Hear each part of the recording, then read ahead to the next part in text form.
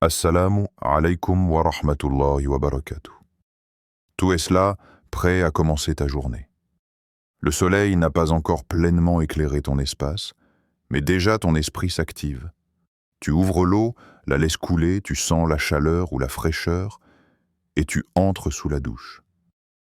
C'est devenu un geste si automatique que tu n'y penses plus.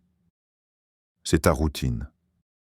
Mais si ce geste, que tu crois sans importance, avait un impact invisible sur ton énergie, ta santé et même ta connexion spirituelle avec Allah? Et si chaque goutte d'eau qui touche ton corps portait en elle une bénédiction ou une fatigue selon le moment où elle te touche? Ce que tu vas découvrir dans cette vidéo pourrait transformer ta manière de comprendre ton corps, ton énergie et ton rapport au Créateur. Reste bien jusqu'à la fin, car une surprise t'attend. Une clé spirituelle pour préserver ton énergie et ta baraka chaque jour.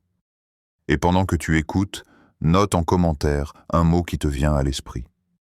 Peut-être énergie, baraka ou corps sacré.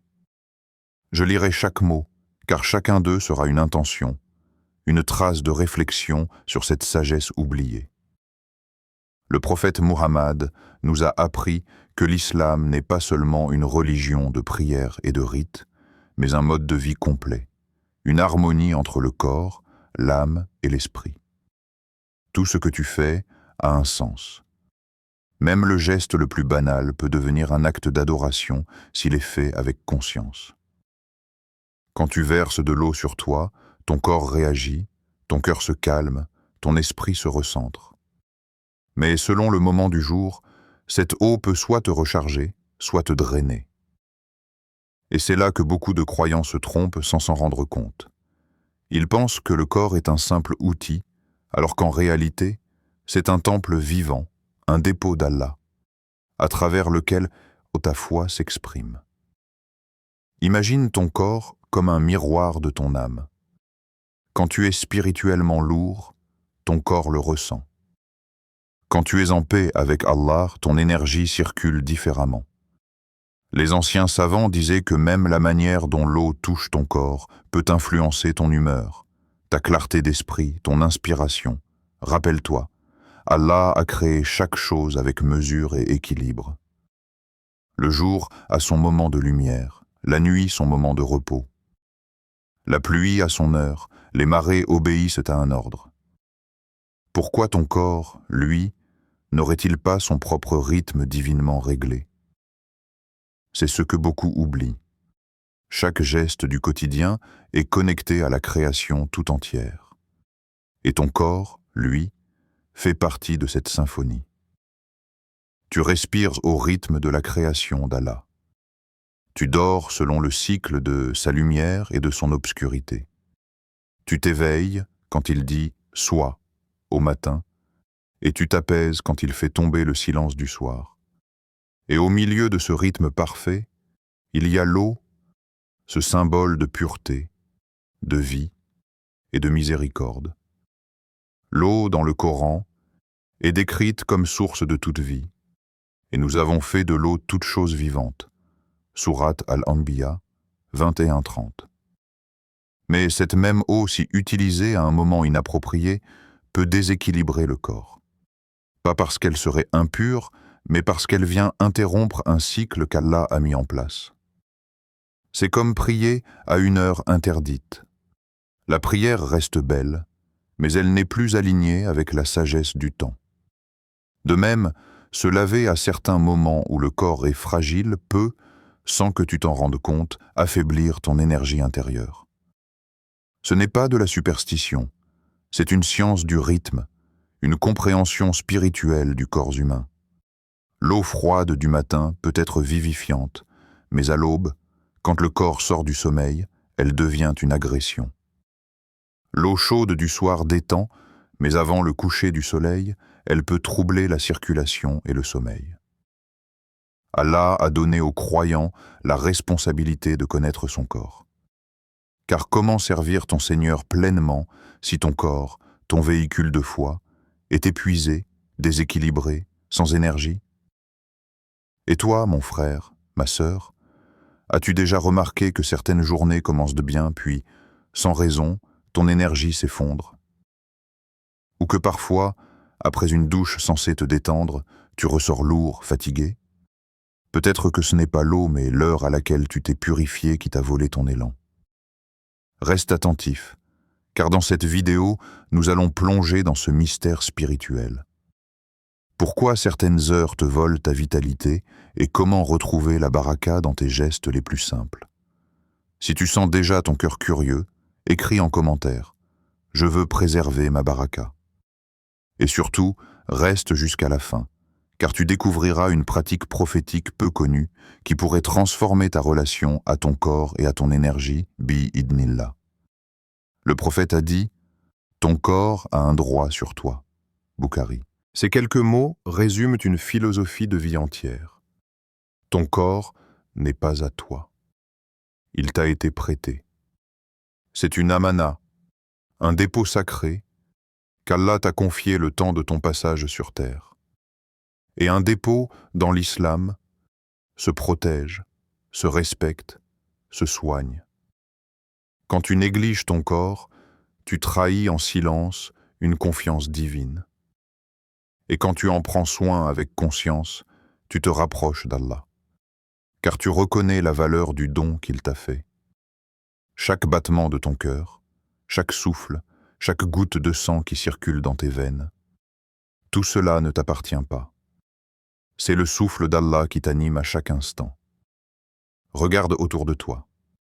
Tout, dans la création, a un rythme. Les astres tournent avec précision, les saisons se succèdent avec équilibre, les vagues suivent une cadence divine. Et ton corps, lui aussi, obéit à des lois que tu n'as pas créées. La digestion, la température, le sommeil, les émotions, tout cela fonctionne selon une harmonie voulue par le Créateur. Mais lorsque tu romps cette harmonie, ton corps t'envoie des signaux. Fatigue sans raison, baisse de concentration, tension intérieure. Ce n'est pas qu'il est contre toi, c'est qu'il te parle. Et combien d'entre nous n'écoutent plus? Le croyant, lui, apprend à écouter. Il sait que son corps n'est pas un obstacle à la foi, mais un partenaire dans le cheminement spirituel. Car pour prier avec humilité, il faut que ton corps soit stable. Pour jeûner avec sincérité, il faut que ton corps tienne. Pour méditer, invoquer, réciter, il faut que ton corps t'accompagne, pas qu'il s'écroule. C'est pour cela que les compagnons du prophète avaient une discipline corporelle admirable. Ils mangeaient avec mesure, dormaient avec équilibre et se purifiaient à des moments précis. Pas seulement pour l'hygiène, mais pour préserver leur énergie spirituelle. Ils savaient que la faiblesse physique pouvait entraîner la négligence du cœur. Ibn al-Qayyim disait « Le corps est le mont sur lequel l'âme voyage vers Allah. S'il est fatigué, le voyage devient long et pénible. Prends un instant pour y réfléchir. Si ton corps est le mont, comment peux-tu avancer vers Allah si tu le négliges? Comment peux-tu espérer ressentir la lumière de la foi si tu as épuisé l'instrument même qui te permet de prier, de jeûner, de penser? Mais prendre soin de ton corps ne veut pas dire tomber dans l'adoration du bien-être. C'est une adoration du juste équilibre. Le prophète dormait, mangeait, priait, sans excès ni négligence.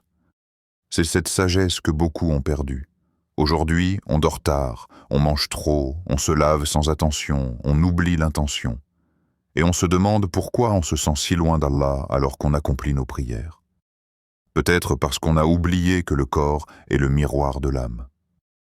Quand tu entres sous la douche, ce n'est pas seulement ton corps que tu laves. Tu laves aussi tes pensées, tes émotions, ton cœur. Mais si tu fais ce geste sans présence, sans conscience, il perd sa lumière. Ton corps a un droit, oui, mais il a aussi une mémoire. Chaque abus, chaque négligence laisse une trace, et chaque soin, chaque instant de gratitude, chaque intention sincère répare ces traces. Le croyant attentif sait que préserver son corps, c'est préserver sa lumière. Et quand il se purifie, ce n'est pas seulement pour se sentir propre, c'est pour être digne de se présenter devant Allah. Ce que tu fais à ton corps, tu le fais à ton âme. Et quand tu honores ce dépôt, Allah t'accorde la baraka dans ta santé, ton énergie, ta prière et ton quotidien. Il existe des heures invisibles qui façonnent notre énergie, des moments où le monde semble respirer différemment. Les anciens savants de l'islam, observateurs subtils de la création d'Allah, avaient remarqué que le corps humain réagit au cycle du jour et de la nuit, tout comme la terre répond à la lumière et à l'obscurité.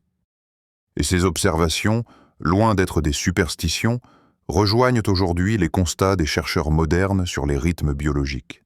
Oui, le corps a ses heures, ses fragilités, ses pics de vitalité. Et celui qui apprend à les respecter vit dans une harmonie que d'autres appellent baraka. Regarde le ciel au moment du fajr. La lumière n'a pas encore vaincu la nuit, l'air est encore chargé de calme. Ton cœur sent cette transition. Ton corps, lui aussi, ressent ce passage entre le sommeil et l'éveil. À ce moment précis, ton organisme fonctionne encore au ralenti. Le sang circule lentement, les muscles sont froids, les organes se réactivent. C'est un instant de douceur, où tout en toi cherche un équilibre fragile entre repos et activité.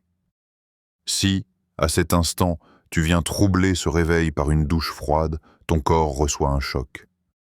Ce n'est pas qu'un frisson. C'est une rupture du rythme que ton Créateur a mis en place.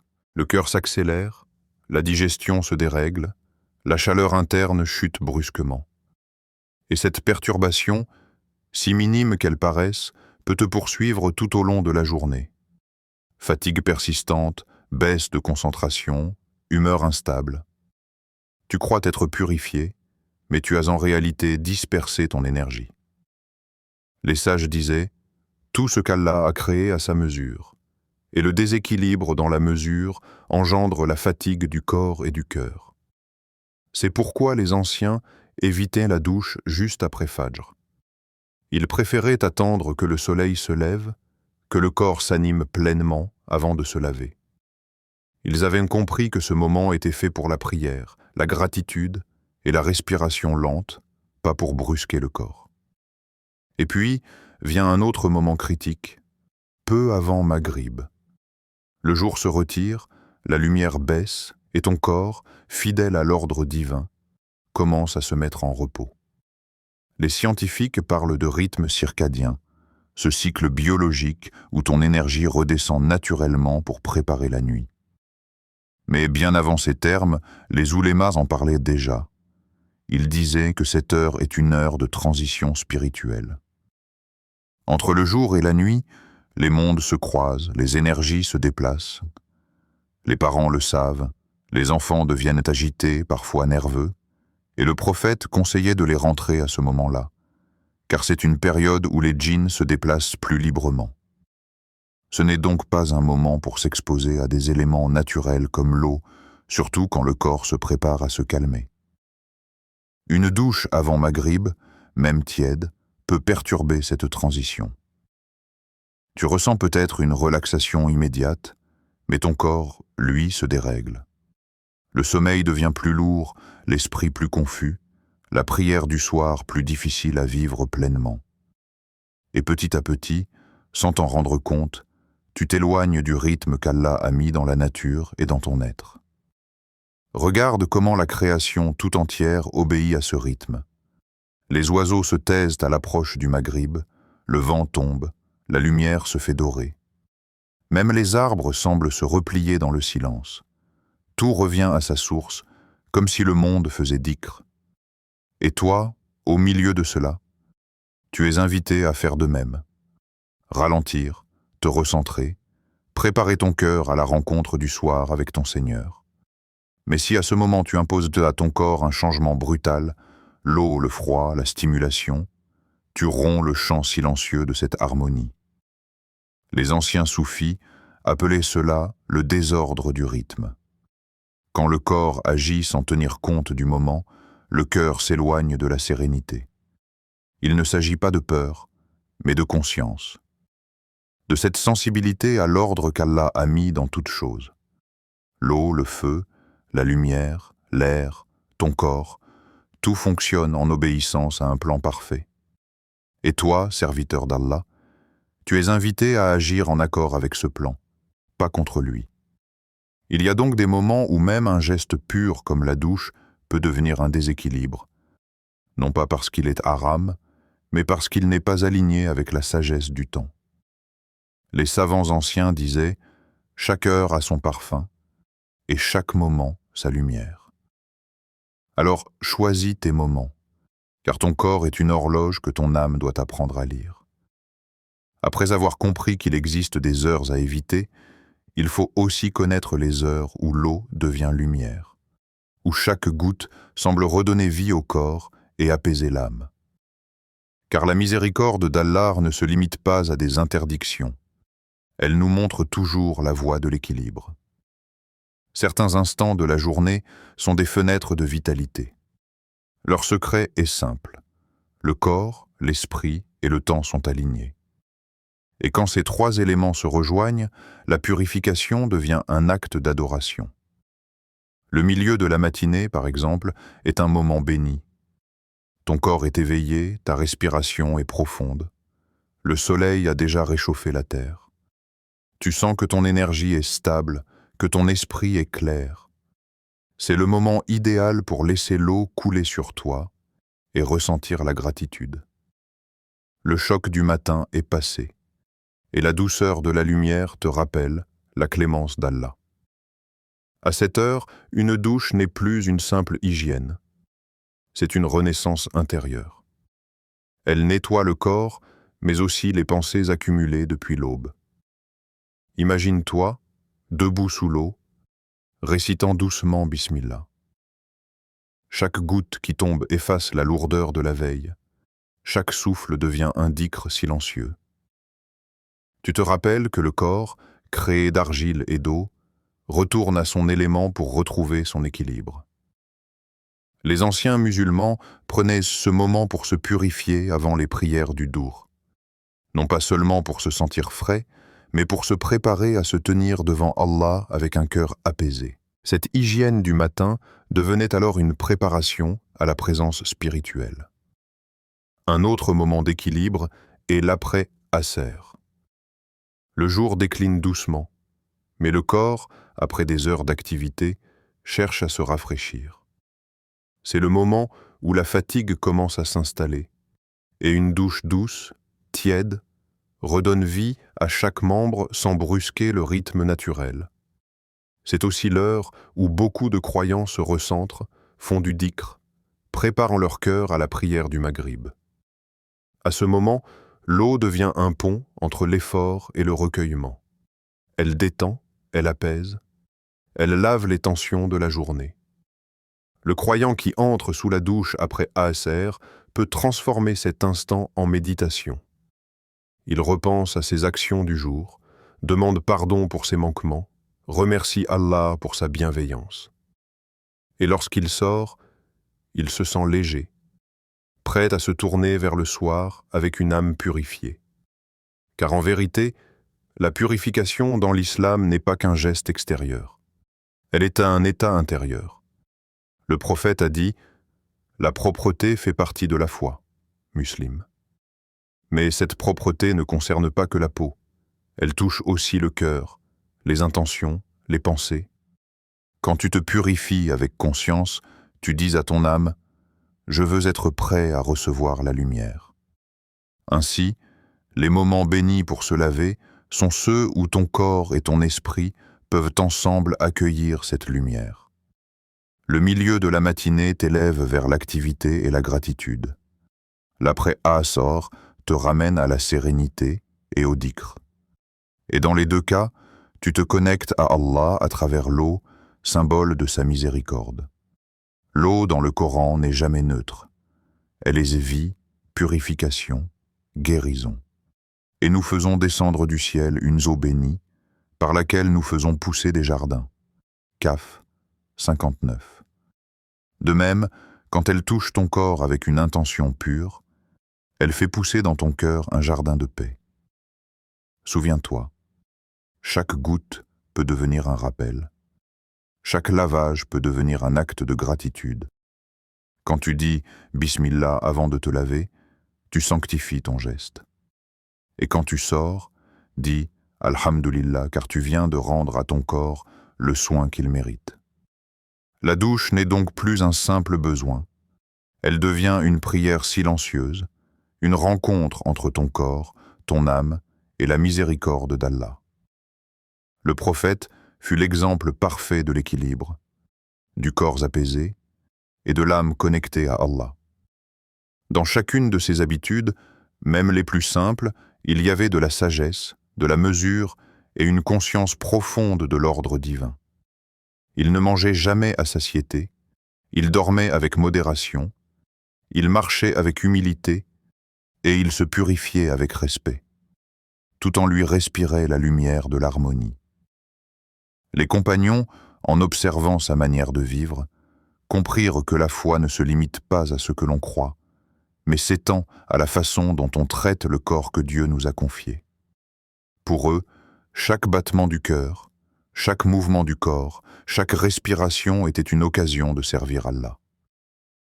Quand le prophète faisait ses ablutions, c'était un moment sacré. Il ne versait pas l'eau sans conscience. Chaque geste était accompagné d'une intention, d'un rappel, d'une présence. Et lorsque l'eau touchait sa peau, c'était comme si elle lavait aussi l'intérieur de son âme. Les compagnons rapportent qu'il utilisait peu d'eau, mais beaucoup d'attention. Il ne cherchait pas à se rafraîchir seulement, mais à se purifier intérieurement. Ce n'est pas pour rien qu'il disait « La purification est la moitié de la foi ». Muslim. Cette parole n'était pas symbolique. Elle signifiait que la foi n'est pas complète sans la propreté du corps et la pureté du cœur. Et c'est pour cela que les compagnons suivaient ses pas dans les moindres détails. La manière de dormir, le moment de manger, les heures de repos, tout était équilibré. Ils savaient que le corps devait rester fort pour soutenir la foi. Dans la bataille, comme dans le jeûne, ils comprenaient que leur endurance n'était pas seulement physique. Elle venait d'un corps discipliné et d'une âme connectée. Ils ne négligeaient pas leur santé, car ils savaient que la faiblesse du corps pouvait devenir un obstacle à l'adoration. C'est pourquoi le prophète interdisait l'excès, même dans le jeûne ou la prière. Il disait « Le meilleur des actes est celui que l'on accomplit avec constance, même s'il est petit. » Boukhari. Et cette constance, elle commence par une stabilité du corps. Regarde l'histoire du prophète Younous alayhi salam, enfermé dans le ventre du poisson, privé de lumière, sans mouvement. Il a gardé la force intérieure et la clarté du cœur. Sa discipline, son endurance et sa foi lui ont permis de ne pas sombrer. Ce récit nous montre que la survie spirituelle dépend aussi de la discipline physique. Le corps et l'âme ne sont pas séparés. Ils s'élèvent ou s'effondrent ensemble. L'islam, contrairement à ce que beaucoup pensent, n'ignore pas les besoins du corps. Il les encadre. Il les élève au rang d'acte de foi. Dormir selon la sunna devient une adoration. Manger avec modération devient une protection. Se purifier devient une lumière. C'est ainsi que le prophète vivait, dans chaque geste, un rappel d'Allah, et dans chaque instant, une gratitude silencieuse. Cette manière de vivre est une école du juste milieu, ni ascétisme destructeur, ni négligence. Un équilibre parfait entre la force du corps et la lumière de l'âme. Et c'est cet équilibre que nous avons perdu dans le monde d'aujourd'hui, un monde pressé, déconnecté, qui oublie que la foi se vit aussi dans les détails du quotidien. En suivant l'exemple du prophète et de ses compagnons, tu redécouvres la beauté de cette symétrie. Le corps sert l'âme, et l'âme illumine le corps. Allah aime ceux qui se repentent, et il aime ceux qui se purifient. Al-Baqarah 2:222. Cette parole, Tu la récites souvent, mais aujourd'hui, comprends-la autrement. Allah aime ceux qui prennent soin de ce qu'il leur a confié, ceux qui respectent le rythme de leur corps et qui se lavent non pour le confort, mais pour la clarté du cœur. Les paroles prennent vie lorsqu'elles s'incarnent dans les expériences de ceux qui les appliquent. Et parmi les croyants d'aujourd'hui, nombreux sont ceux qui ont ressenti, à travers de simples changements d'habitude, une transformation profonde. Ce ne sont pas des miracles spectaculaires, mais des signes discrets. Plus d'énergie, plus de paix, plus de baraka. Fatima, par exemple, une jeune étudiante en médecine, commençait chaque jour par une douche glacée juste après Fajr. Elle pensait bien faire, se réveiller, stimuler son corps, être productive. Mais chaque matin, le même scénario. Fatigue, maux de tête, esprit embrouillé, ses prières étaient distraites, sa concentration s'évaporait dès les premières heures. Un jour, en écoutant un rappel sur le respect du rythme du corps, elle décida d'expérimenter. Attendre un peu, laisser le soleil s'élever avant de se laver. Les premiers jours, elle sentit une différence subtile. Puis, en quelques semaines, son énergie changea complètement. Elle disait « C'est comme si je respirais à nouveau avec le monde. Je ne me bats plus contre moi-même, je vis avec l'équilibre qu'Allah a mis en moi. » Ahmed, lui, travaillait beaucoup. Fatigué par ses journées, il aimait se détendre juste avant Maghrib avec une douche chaude. Mais étrangement, il se sentait ensuite lourd, somnolent, parfois irritable pendant la prière. Il décida de décaler ce moment après Asser. Il découvrit alors une énergie nouvelle. Il arrivait au Maghrib léger, concentré, prêt à prier avec présence. « Je n'ai rien changé d'autre dans ma vie, disait-il, sauf l'heure de ma douche. Et pourtant, tout semble plus clair, plus fluide, plus béni. » Ces expériences, bien que simples, illustrent une vérité profonde. Le respect du rythme que Dieu a mis dans la création apporte la baraka, tandis que le désordre la retire. Chaque fois que tu t'alignes avec l'ordre divin, quelque chose en toi s'équilibre. Ce n'est pas une superstition, c'est une loi naturelle et spirituelle. Ton corps reconnaît la sagesse du Créateur. Et quand tu écoutes cette sagesse, ton énergie devient stable, ta foi plus apaisée. Ceux qui ont essayé témoignent souvent d'un même changement. Leurs journées sont plus légères, leur sommeil plus profond, leurs prières plus conscientes. C'est comme si la vie reprenait un rythme naturel, celui que le monde moderne nous a fait oublier. Et toi, as-tu déjà ressenti cette lourdeur après un geste pourtant banal ? Peut-être que ton corps t'envoie un message. Il ne te parle pas par des mots, mais par la fatigue, la tension ou la perte d'énergie. Il te dit simplement « ralentis, rentre dans le rythme d'Allah ». Le croyant attentif apprend à écouter ces signes. Il comprend que tout, même l'heure d'une douche, peut devenir un rappel divin. Et quand il ajuste son mode de vie selon la sagesse, il sent la baraka revenir dans chaque instant, dans son souffle, dans son sommeil, dans sa prière. Ces témoignages ne sont pas des histoires lointaines.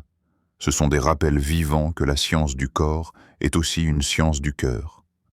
Et chaque fois que tu réapprends à vivre avec le temps d'Allah, ton être tout entier s'apaise. Certains déséquilibres ne se voient pas dans le miroir. Ils ne se mesurent pas en température, ni en douleur, mais en lourdeur intérieure.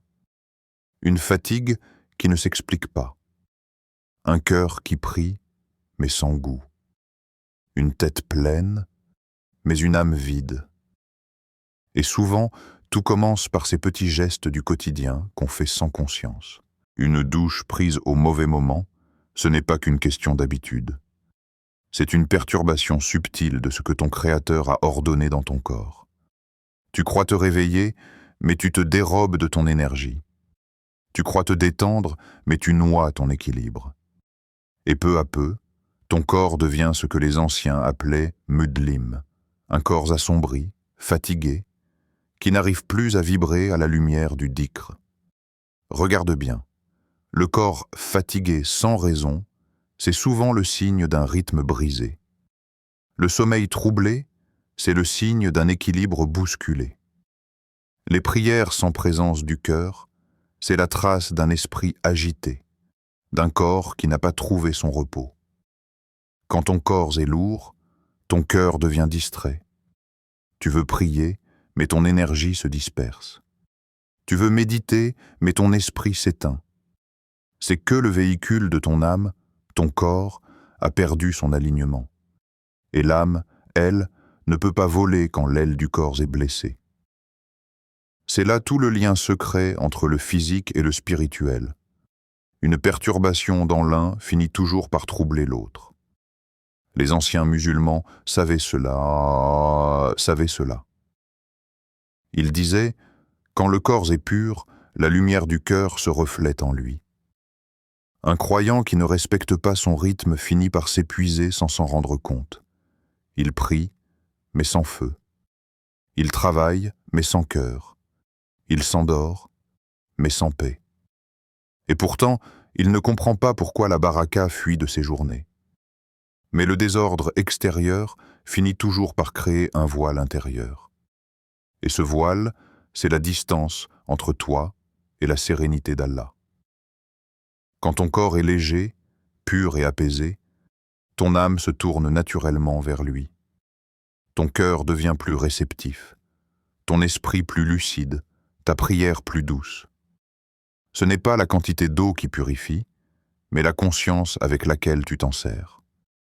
Et c'est cette conscience, ce respect du rythme qu'Allah a mis dans ton être, qui te redonne la baraka que tu croyais perdue. À présent, tu comprends que même un geste aussi simple qu'une douche peut devenir un acte d'adoration ou une source d'épuisement. Mais la beauté de la sagesse islamique, c'est qu'elle nous donne toujours une voie d'équilibre, jamais d'excès. Voici comment transformer ce moment en un instant de lumière, de paix et de gratitude. Premièrement, choisis le bon moment. Évite les heures de fragilité. Juste après Fajr, quand le corps sort du repos, et avant Maghrib, quand il se prépare à la nuit. Préfère la matinée, quand la vitalité circule déjà en toi, ou l'après-Asr, pour rafraîchir le corps et apaiser l'esprit. Ainsi, ton geste sera en harmonie avec la création. Deuxièmement, tempère la température. Ni trop chaud, ni trop froid.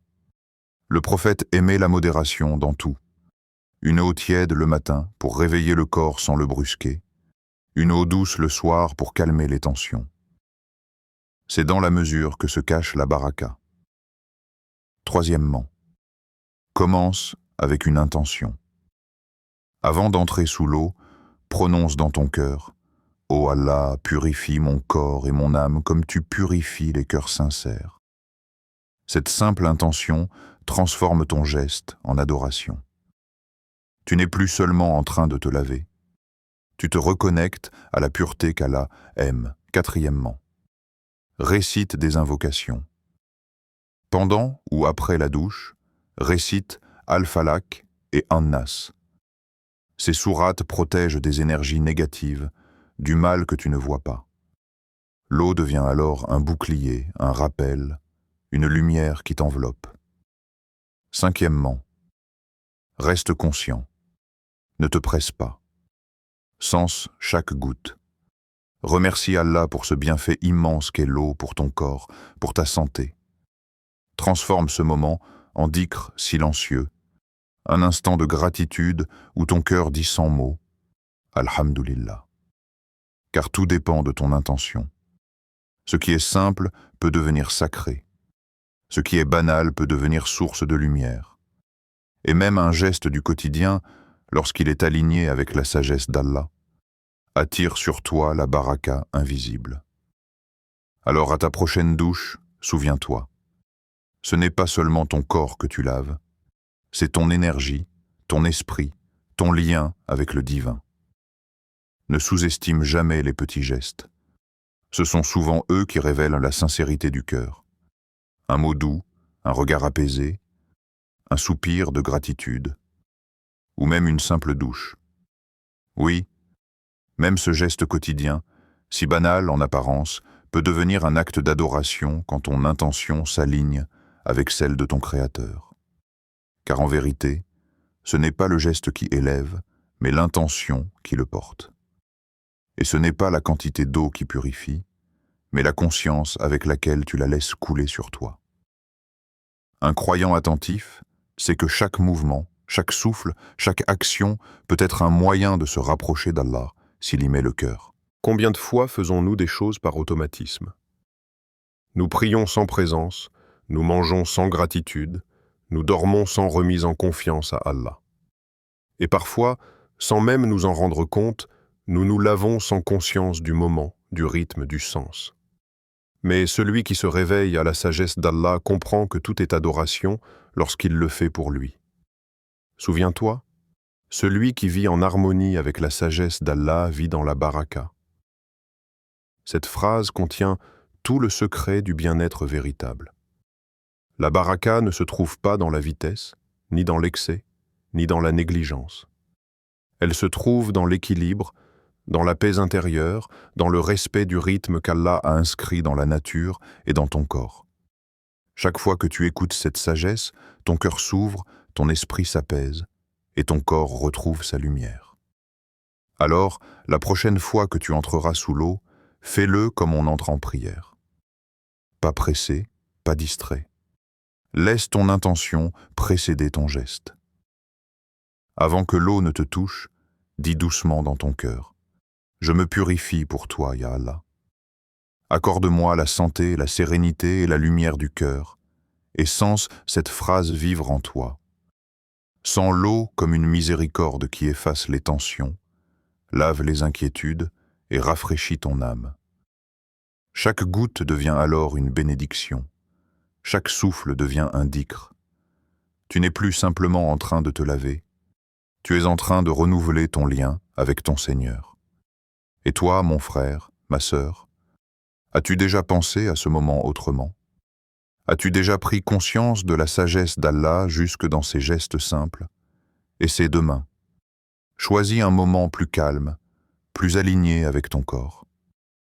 Entre dans l'eau avec douceur, avec gratitude, et vois comment ton énergie change, comment ton cœur s'allège, comment ta journée s'illumine. Parce que tout, absolument tout, peut devenir un rappel si ton intention est pure. Même la douche que tu prends chaque matin. Et peut-être qu'à travers ce geste simple, Allah te fera goûter à une paix que tu n'avais jamais connue. Wassalamu alaykum wa rahmatullahi wa barakatuh.